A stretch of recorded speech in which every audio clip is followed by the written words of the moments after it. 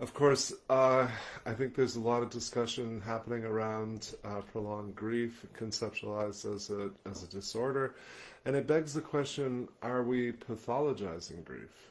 Um, According to the new criteria, the revised criteria, the normal human response to grief is defined as lasting no longer than 12 months for adults or 6 months for children. And if it does persist beyond that, particularly if it has a significant impact on the person, then we could very easily be diagnosing them with prolonged grief disorder.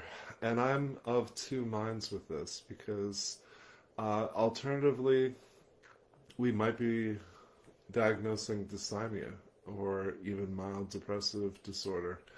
Um, I think what's important is that we be able to talk with folks and support them in painful life circumstances without labeling them. But of course, the other side to that coin is the need for insurance companies to have a diagnosis on file. And the counterpoint that I'm going to encourage folks to think about is that a few years back, insurance companies elected to stop paying for the V code of being a quote-unquote affected other, of the enormity of having someone in your life who is in active substance use disorder. This seems completely contrary to our goals of breaking intergenerational substance use disorder. But Medicaid and all of the major insurance panels said, well, we're not going to pay for treatment simply because someone is an affected other. And I'm not knowledgeable enough about the resource. Does that mean that affected others receive less treatment, or does that mean that we started diagnosing other conditions, perhaps adjustment disorders, or generalized anxiety disorder, or dysthymia, the kind of things that we might commonly see from folks who have loved ones in active addiction? So it's, if we're concerned with intergenerational trends, we can also conceptualize intergenerational grief. This is most often tied to transgenerational trauma. It refers to situations where a grief event was so powerful within a family that it has carried on to the next generation.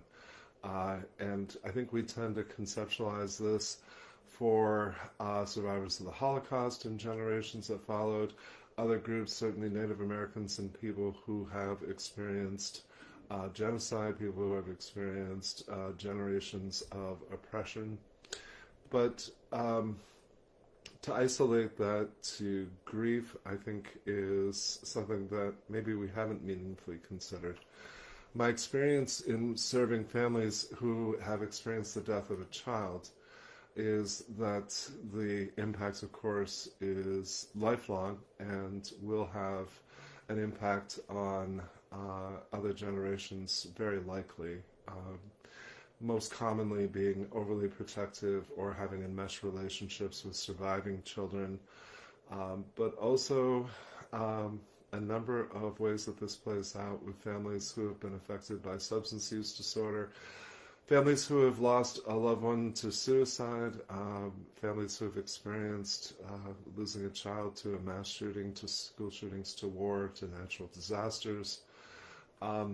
I was reminded as I was researching about the famous story of the Hatfields and McCoys, who carried on a feud in Kentucky in the late 1800s, and what was originally the elder generations being at odds with each other moved on for generations to come, and the ongoing battle that took an enormous toll.